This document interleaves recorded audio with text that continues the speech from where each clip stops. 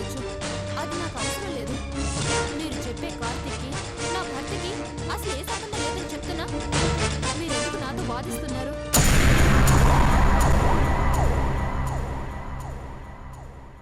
నా భర్త చోట్లో మరొక వ్యక్తి లేడు. నా భర్తే ఉన్నాడు.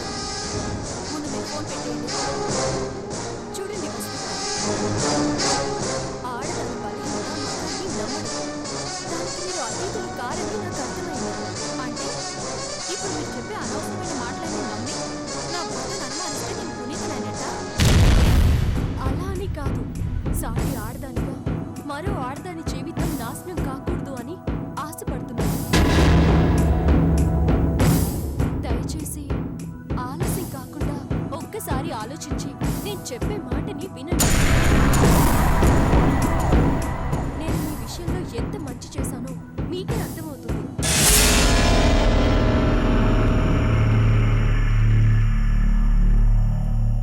ఏంటో చెప్పండి. కార్తీక్ అనేవాడు దుర్మార్గుడు. ఎంతో మందిని మోసం చేశాడు.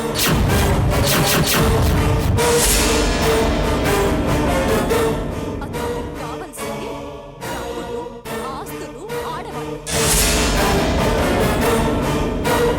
చివరికి ఇప్పుడు కూడా మిమ్మల్ని మోసం చేస్తున్నాడు. అతను ఎన్ని వేషాలైనా వేయగలడు.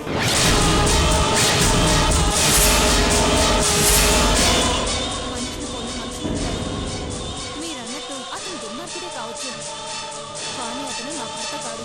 అన్నీ మీరు మీ అంతరాత్మ సాక్షిగా చెప్పగలరా?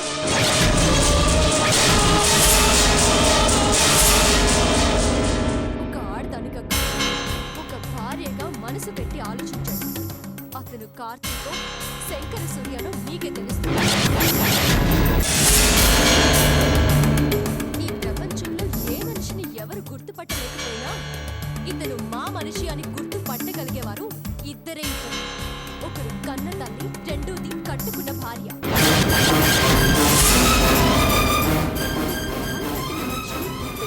చేస్తున్నాడంటే ఆ కార్తీక్ ఎంత తెలివిగా ప్లాన్ చేస్తున్నాడు.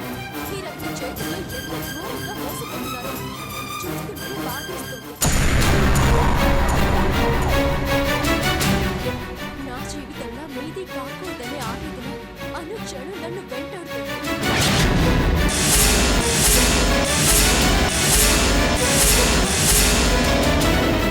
ప్లీజ్ వసతి గారు, ఒక్కసారి వెనక్కి తిరిగి ఆలోచించండి. మనుషుల్ని కాలిన మనుషులుంటారు, కానీ ప్రవర్తన, అలవాట్లు అలా ఉండవు.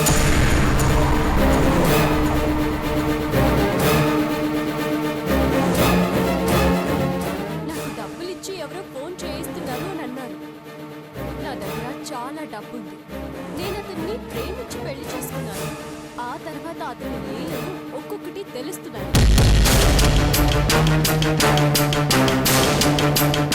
ఇప్పుడు నా దగ్గర కంటే ఎక్కువ ఆస్తులు మీ దగ్గర ఉన్నాయని తను మీ భర్త చోట్లోకి వచ్చాడు.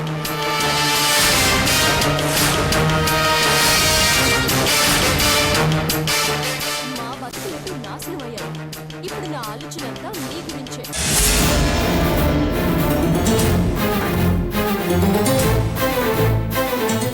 ఇప్పుడు కార్తీక్ మిమ్మల్ని ఎలా మోసం చేస్తున్నాడో ఒకప్పుడు నన్ను అలాగే మోసం చేసేవాడు.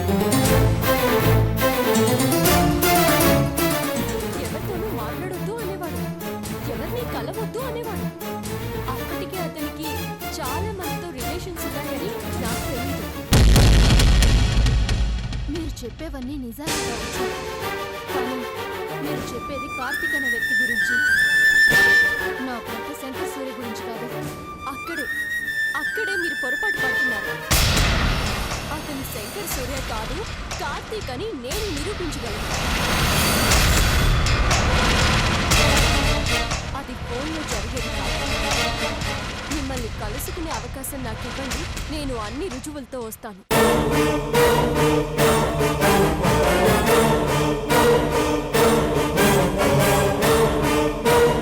నాకు తెలుసు, కార్తీక్ ట్రాన్స్లో మీరు ఇంకా ఉన్నారు. అదే అతని గొప్పతనం.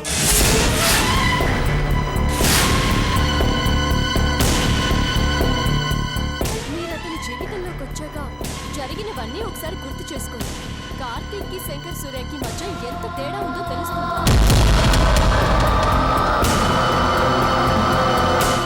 అప్పుడు మీరే నాకు ఫోన్ చేస్తారు.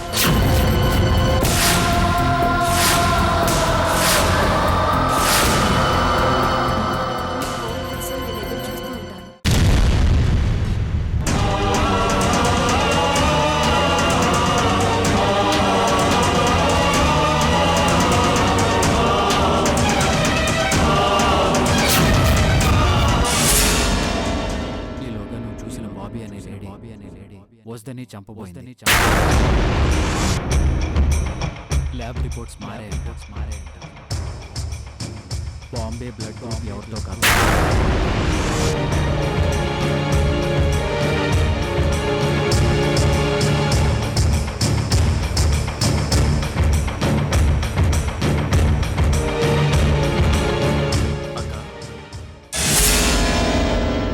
నిన్ను ఇలా చూస్తుంటే బాధగా ఉంది, భయంగా కూడా ఉంది. భయమా?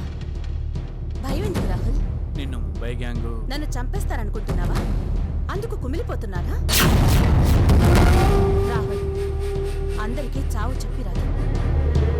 అయితే ముందు మన బాడీకే సిగ్నల్స్ పంపిస్తుంది మనం తెలుసుకుంటే. అవును రాహుల్, ఇప్పుడు నాకు డెత్ సిగ్నల్స్ అందాయి. ఈ విషయం నాకు తెలియకపోతే నన్నెందుకు చంపారో తెలిసేది కూడా కాదు. ఇలా మాట్లాడుతుంటే నాకు భయం అనిపిస్తుంది. నేను సంబంధం లేని విషయాలేం మాట్లాడడం లేదు రాహుల్. ముంబైకి హైదరాబాద్కి మధ్య కొన్ని వందల కిలోమీటర్ల దూరం ఉంది. మనం యశోధరతో ఫైట్ చేస్తున్నాం. మధ్యలో వీళ్ళొచ్చారు. అంటే ఇది ఎక్కడ మొదలయ్యిందా అని ఆలోచిస్తున్నాను. చావు గురించి కాదు, అది చాలాసార్లు నన్ను టచ్ చేస్తూ వెళ్ళింది. నేనంత పిరికిదాన్ని కాదు. సారీ అక్క, నిన్ను ఎక్కువగా అర్థం చేసుకున్నాను. ఇది డైమండ్ రాజంకుల్ని చంపడంతో మొదలైంది. అవును, ఈ వెతుకులాటకు ప్రారంభం అలా వసుధ గురించి తెలుసుకుని కిడ్నాప్ చేశారు. చాందిని సూపర్ బజార్లో చూసింది. అయినా గుర్తుపట్టలేదు అంటే చంద్రముఖి ఎలా ఉంటుందో వాళ్ళకి తెలియదు.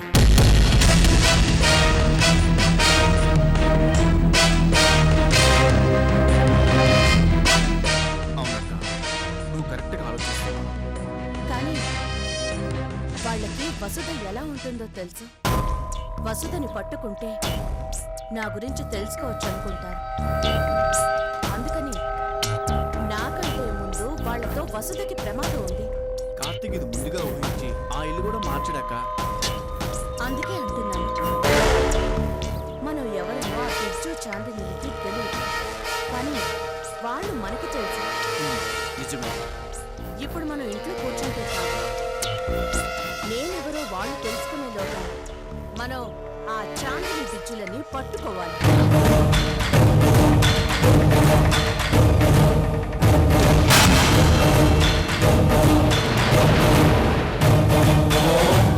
ఏంటి ఆలోచిస్తున్నావు?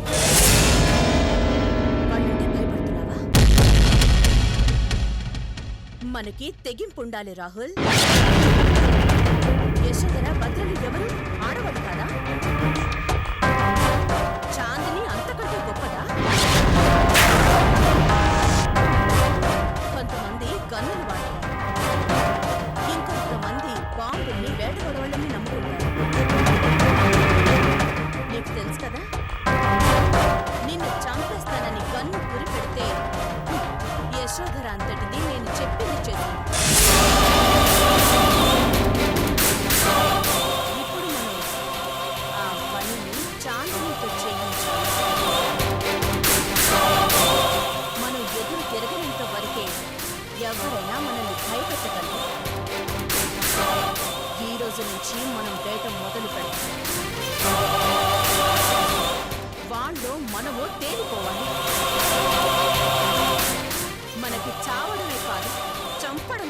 చేయాలి? తప్పకుండా నీ వెంట నేను ఉంటాను.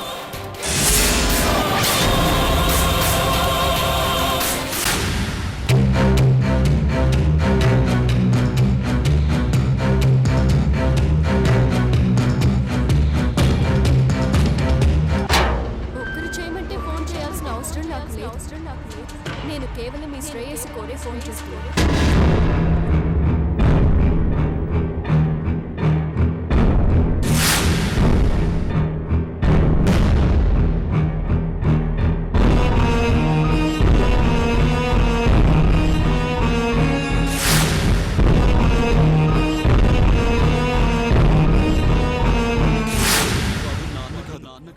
వాళ్ళు ఉంది మానవత్వం కాదు.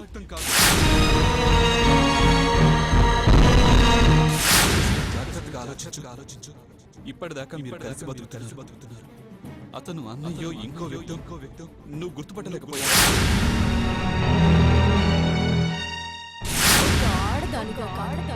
ఒక భార్యగా మనసు పెట్టి ఆలోచించండి. అతను కార్తీక్ శంకర సూర్యలో మీకే తెలుస్తుంది. జనాన్ని, ఈ ప్రపంచాన్ని మోసం చేస్తున్నారు.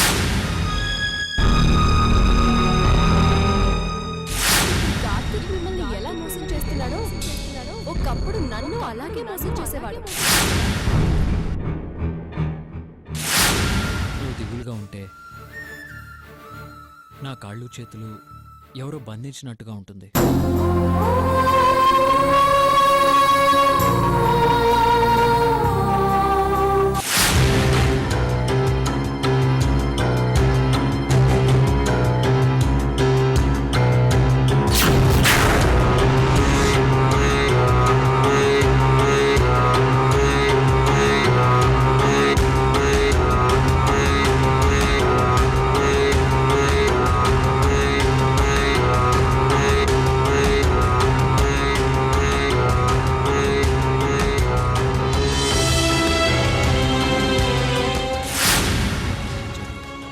ఆ భగవంతుడు అందుకే నువ్వు ఎప్పుడూ నవ్వుతూ సంతోషంగా ఉంటావు.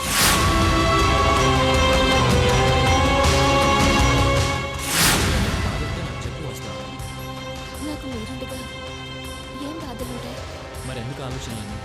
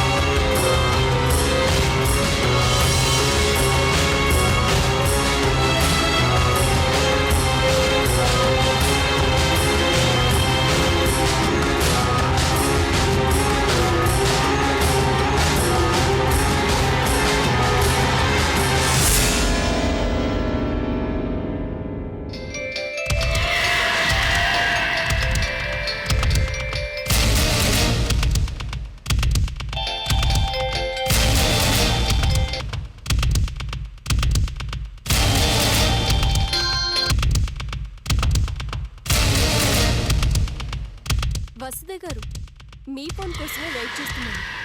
నేను ఎక్కడికి రమ్మంటారు? ఇప్పుడే బయలుదేరి వస్తాను. ప్రస్తుతానికి మిమ్మల్ని కలవాలని మాత్రం నిర్ణయించుకోను. మిమ్మల్ని బయలుదేరమని నేను అనలేదు. ఎక్సైట్మెంట్లో అలా అన్నాను. మీరు ఎప్పుడు రమ్మంటే అప్పుడే వస్తాను. ఎక్కడికి రమ్మంటే అక్కడికే వస్తాను. గుర్తుంచుకోండి, మీరు నేను కలవడం అనేది ఒక సందర్భం మాత్రమే. మీ దగ్గర ఉన్న ఆధారాలు తీసుకురండి. ఇప్పటికీ నేను నా దగ్గర ఉంది నా భర్తే అని నమ్మకంతో ఉన్నాను. కానీ కార్తీక్ అని మీరు నమ్ముతున్నారు. అది నిరూపించాల్సిందే మీరే. నన్ను కలవడానికి మీరు ఒప్పుకున్నారు. నాకు అది చాలు. నేను అన్ని ఆధారాలతో మీ ముందుకు వస్తాను. అయితే మనం కలుస్తున్న విషయం కార్తీక్కి, అదే శంకర సూర్యకి తెలియకూడదు. అతనికి తెలిస్తే అతను ముందుగానే జాగ్రత్త పడతాడు.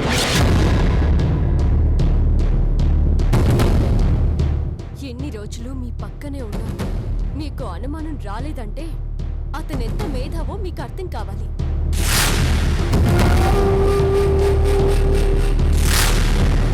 మనం ఎక్కడన్నా రహస్య ప్రదేశంలో కలుసుకుంటే బాగుంటుంది.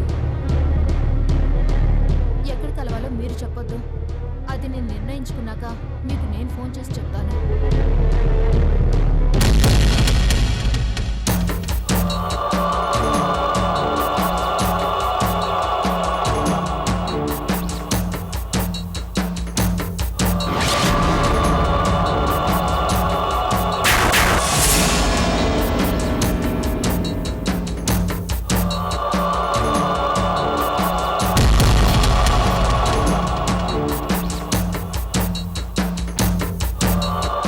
మమ్మీ,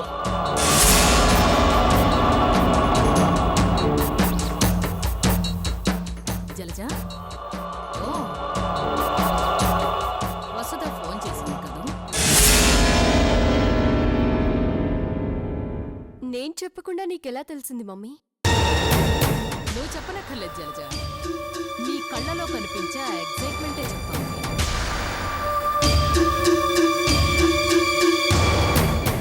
అయినా ఈ యశోధర ప్లాన్ ఆలోచించి ఆచరణలో పెడితే ఎదటోడి ఆయువు పట్టు మీద తగలాల్సిందే, దెబ్బ తినాల్సిందే. మనం అనుకున్నది అనుకున్నట్టుగా జరగబోతుంది మమ్మీ. అయినా వస్తే ఎంత తొందరగా ఫోన్ చేస్తుందని నేను అనుకోలేదు.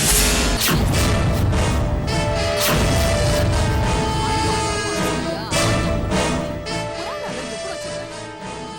ఇప్పుడు వసుధకి కార్తీక్ మీద అనుమానం వచ్చింది కాబట్టి నీకు ఫోన్ చేసి కలుద్దామని చెప్పింది. ఈ అవకాశాన్ని తెలివిగా జాగ్రత్తగా ప్లాన్ చేసి ఉపయోగించుకుంటే కార్తీక్ చందుని చావు దెబ్బతినొచ్చు. చెప్పు మమ్మీ, ఏం చేయమంటావు? నువ్వు ఎలా చెప్తే అలాగే చేస్తావు. తన దగ్గర ఉన్నది శంకర్ సూర్య కాదు, కార్తీక్.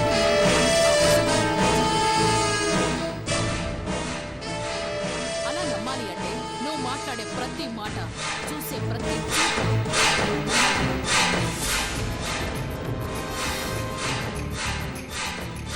పైగా నీపై సానుభూతి కోసమే ఇదంతా చేస్తున్నావని, నీకు మరో ఉద్దేశం ఏమీ లేదని.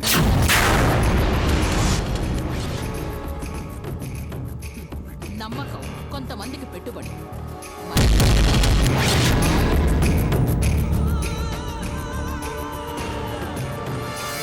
నమ్మకంతో కార్తీక్ ఒకసారి నేను మాయ ఆంటీతో హాస్పిటల్కి వెళ్ళినప్పుడు తను నన్ను చూసింది కదా.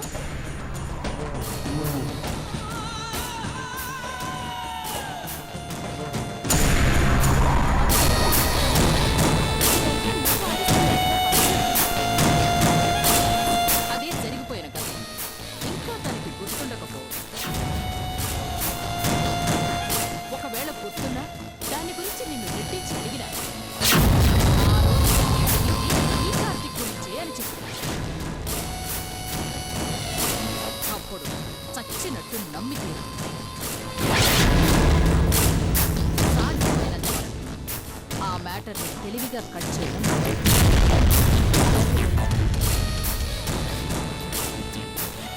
నారాయణ గారితో బలవంతంగా తాళి కట్టించి క్షమించడానికి నేరం చేసిన చందుని నడి రోడ్డు మీద కట్టుకున్న భార్య అని కూడా చూడకుండా నిన్ను అవమానించిన కార్తీక్ గడికి వసుధ రూపంలో మనం కొట్టే దెబ్బ ఏ రేంజ్లో ఉండాలి అంటే, జీవితంలో వాడు మన పేరు తలుచుకుంటేనే గుండాగి చావాలి.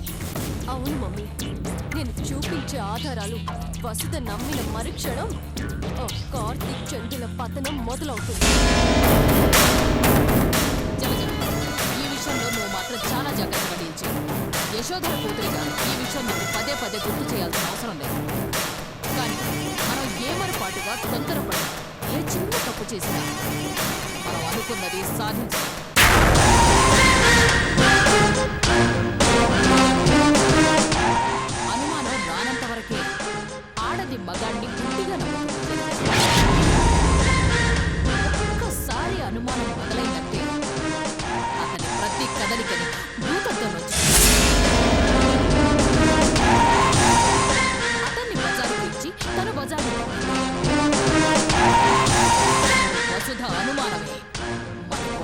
పట్టాయి. ఆ కార్తిక్ గాడి పతనానికి నాంది పలుకుతుంది. ఏది ఏమైనా కార్తిక్ చందులకి బ్యాడ్ డేస్ మొదలయ్యాయి. మనకు మంచి రోజులు రాబోతున్నాయి. జలజ, ఆ నారాయణ గాడికి నీ మీద అనుమానం రాకుండా షాపింగ్కి వెళుతున్నాను అని చెప్పి వెళ్ళు. ఒక్కసారిగా కార్తిక్ చందు పని అయిన తర్వాత ఈ నారాయణ గాడిని ఎలా ఆడుకోవాలో యశోదరకి కొట్టిన పిండే. అప్పుడు తెలుస్తుంది నారాయణ గారికి యశోదర విశ్వం.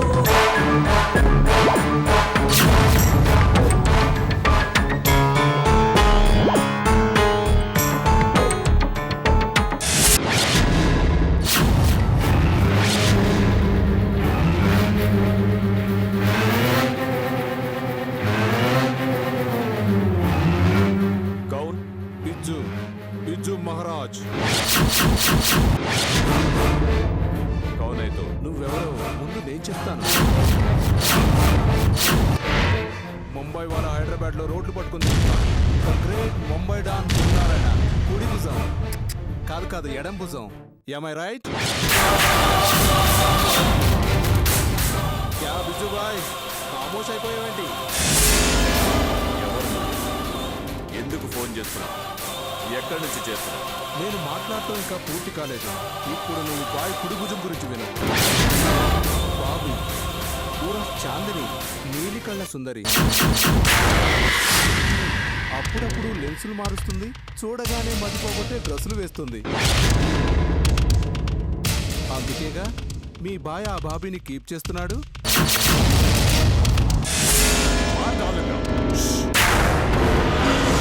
నువ్వు పెద్దగా అరవడానికి నేనే కిరాయి రౌడీలు కాదు. బిజ్జు సును ఆరాంసే సును.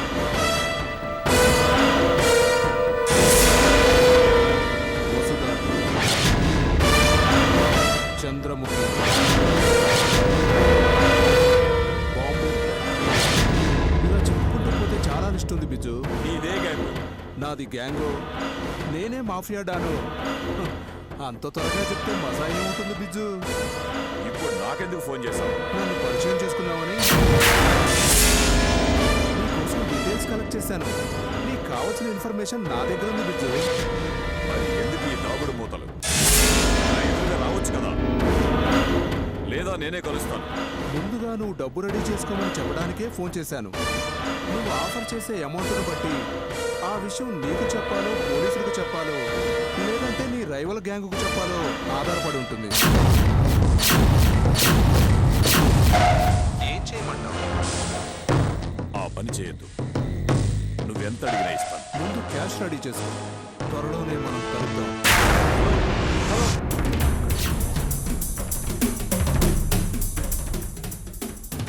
హలో. ఎవడు వీడు? చంద్రముఖి వసుధ పేరు చెప్తున్నాడంటే వీడికి అన్నీ తెలుసుండాలి. వీడిని జాగ్రత్తగా డీల్ చేయాలి.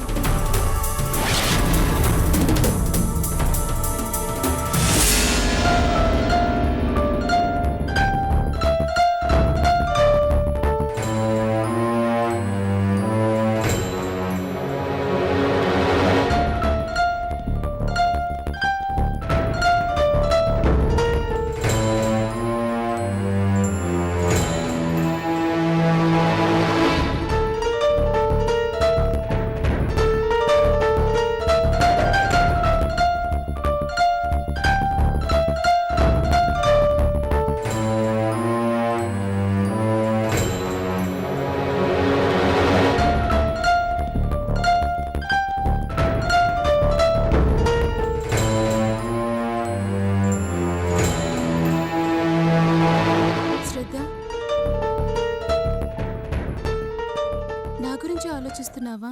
అవును దీక్ష, ప్రస్తుతానికి నాకున్న సమస్యవి అతిథివి నువ్వే కదా. సమస్య అన్నానని ఫీల్ అవుతున్నావా? ఇందులో ఫీల్ కావడానికి ఏముంది? నువ్వున్నది మాట్లాడు. నేను నీకు మా వాళ్ళకి మాత్రమే కాదు, నాకు నేనే ఓ సమస్యనయ్యాను. నాకు సమస్యలున్నాయి దీక్ష. డాడీ వస్తున్నారు. ఇక ఇక్కడే ఉంటారు.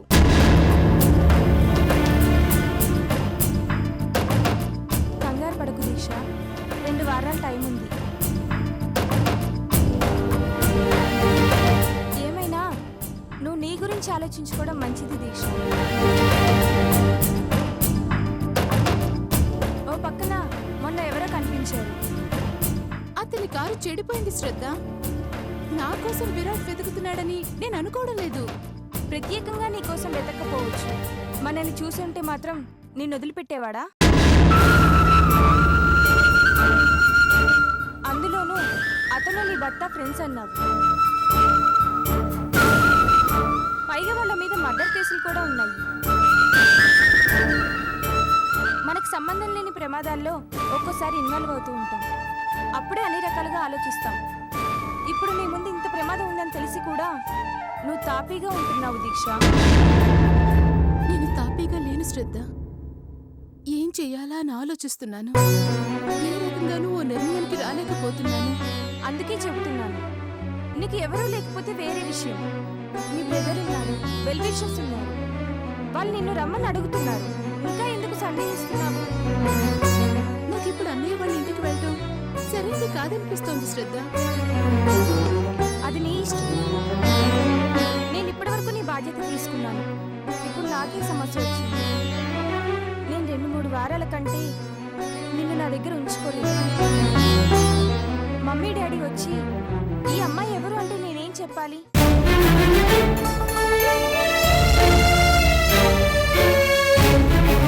నువ్వు ప్రెగ్నెంట్ కాకపోతే నా రూమ్మేట్ అని చెప్పేదాన్ని. అమ్మ నాన్నకి నిజం చెప్తే మాత్రం భయపడతారు. అందులోనూ నేను పెళ్లి కావాల్సిన ఆడపిల్లని. అర్థమైంది శ్రద్ధ. ఇంకా 2 వారాల సమయం ఉంది. ఈలోగా నేను ఏదో ఒక నిర్ణయం తీసుకుంటాను. ఆ తర్వాత నిన్ను ఇబ్బంది పెట్టను.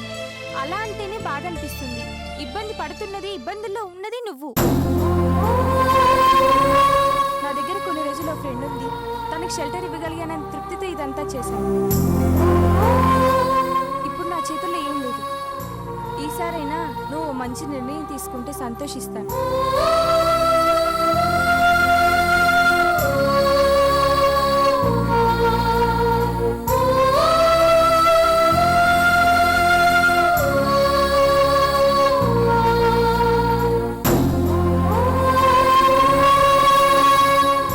దీక్ష మనసులో ఏముందో తెలియడం లేదు. ఎందుకు వాళ్ళ అన్నయ్య దగ్గరికి వెళ్ళడానికి ఆలోచిస్తుంది?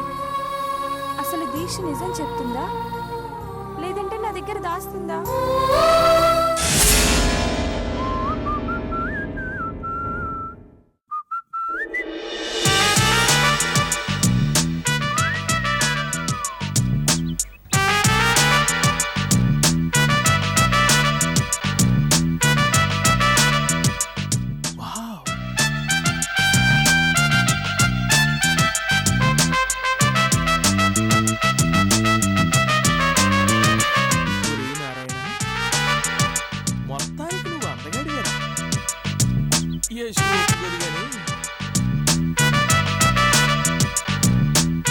కొంచెం తీక్షణంగా చూస్తుంటే ఎక్కడో తేడా ఉందిరా. అది గాని సరి చేసావంటే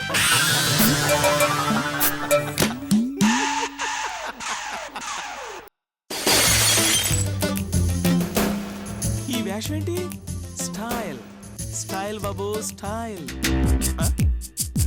ఇప్పుడు అర్థమైందా నీలో తేడా ఉందని? నువ్వు అందగాడివే, అందులో ఏ డౌటు లేదు. కాకపోతే అందమైన సన్యాసివి. సన్యాసి మళ్ళీ అదేంటి? మరోసారి అద్దంలో చూసుకో. మొహాన బూడిదే, దాని మధ్యన ఎర్రని కొట్టు, జుట్టుకేమో అంబాజీపేట ఆవరం పోసి వెనక్కు. ఇదేం అంబాజీపేట ఆమదం కాదు, మందార తైలం. కిలోమీటర్ దూరానికి గుమగుమలాడిపోద్ది తెలుసా? అందుకే నువ్వు ఇంట్లో నుంచి బయలుదేరితే యశోదరికి జలజకి నువ్వెక్కడి నుంచి బయలుదేరావో తెలిసిపోతుంది. తల తలకేం రాసుకున్నావు అన్నది కాదు ముఖ్యం. అది ఆముదమో జెల్లో ఇంకోటో కాస్త స్టైల్ గా ఉండాలి నారాయణ. నాలా అర్థమైంది? ఏ అది నీ స్టైల్ అయితే ఇది నా స్టైల్, ఇది మాత్రం స్టైల్ కదా. నువ్వే అన్నావుగా నేను అందగండని, మళ్ళీ ఇట్ట మాట్లాడదాం ఇప్పుడు. ఏయ్, నీ అందం గురించి నువ్వు అనుకోవటం కాదు, అవతలి వాళ్ళు ఏమనుకుంటున్నారో అది ముఖ్యం. అదేంటి అంతే నాన్న. ఆహారం మన కోసం, ఆహార్యం అవతల వాళ్ళ కోసం. పెద్దవాళ్ళు ఊరికే చెప్పలా. అయితే ఏంటే నారాయణ, ఇప్పుడు స్వామీజీ జీన్స్ ప్యాంట్ వేసుకుని ప్రవచనాలు చెప్తే ప్రజలు వింటారా? అలాగే మనం ఏదైనా స్పెషల్ గా చెప్పాలనుకుంటే స్పెషల్ గా కనపడాలి. అప్పుడే అవతలి వాడు మనం చెప్పింది వింటాడు. ఇప్పుడు యశోధరా జలజ నీ మాట వినటలేదంటే కారణం ఏంటి? అది అది ఒక్కసారి వేషం గెటప్ మార్చి వాళ్ళ ముందుకెళ్ళు, నీకు దాసోహం అంటారు. అంతేనంటావా? అంతకాక ఇంకెంత. All the best. నువ్వు మారాలయ్యా. నీ హెయిర్ స్టైల్ మారాలి, నీ మొహంలో ఉన్న ఆ బొట్టు మారాలి, గాగుల్స్ కావాలి, కింద షూ కావాలి, మరి కోటు అదొద్దులే. డిగ్నిఫైడ్గా ఉంటే యశోదరికి నచ్చదు. అంటే కంప్లీట్ గా మాస్ అవతారంలోకి రమ్మంటాం, అంతేనా? లాంగ్వేజ్ సరే సరే సరే సరే మరి అప్పుడు ఏం జరుగుద్ది? ముందు స్టైల్ మార్చా. ప్రతిదీ చిలక చూసి అడిగినట్టు అడుగుతాం. యశోదరికి ఇన్ని రాళ్ళు వేసావు, ఒక్క రాయి తగలేదు. ఇంకో రాయి వేస్తే పోయేదే ఉంది చెప్పు. ఏమాత్రం లేదు, వేస్తా. అయితే ప్రొసీడ్ అయిపో. అలాగే, థ్యాంక్స్.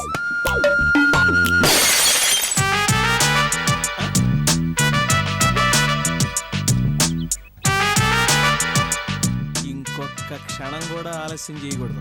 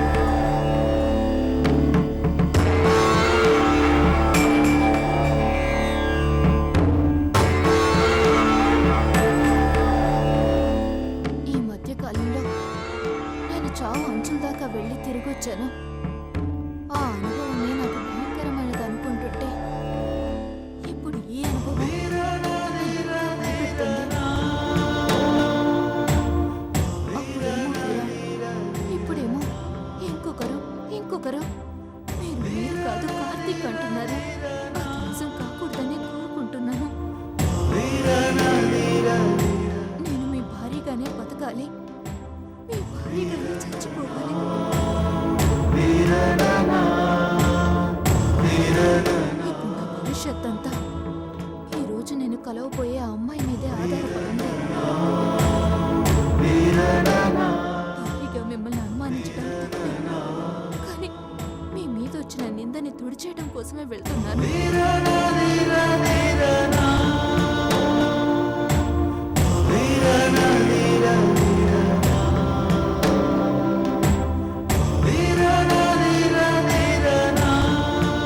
ఖచ్చితంగా వెళ్తాను, తీరుతాను.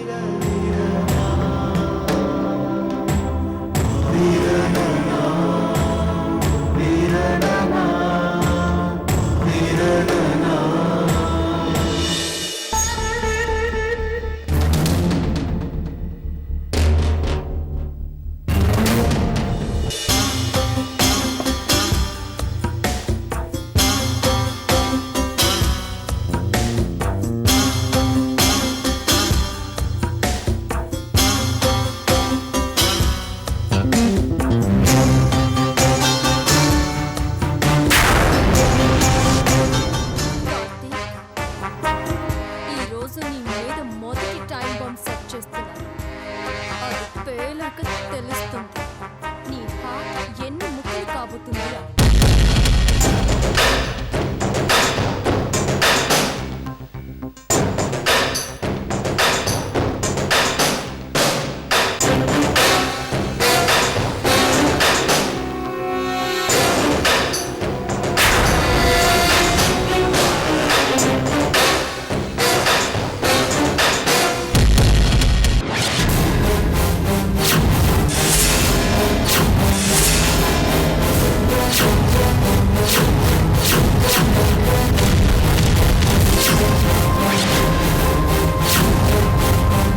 ఈ శనిగాడి గురించి మర్చిపోయాను. నా పాలిటి టైం బాంబ్ అయ్యాడు వీడు.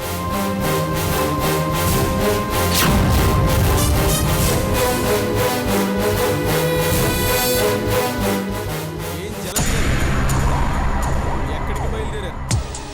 మొన్న చెప్పిన విషయం అప్పుడే మర్చిపోయారా? చెప్పింది పదే పదే చెప్పడం నాకు మహా చెడ్డ చిరాకు.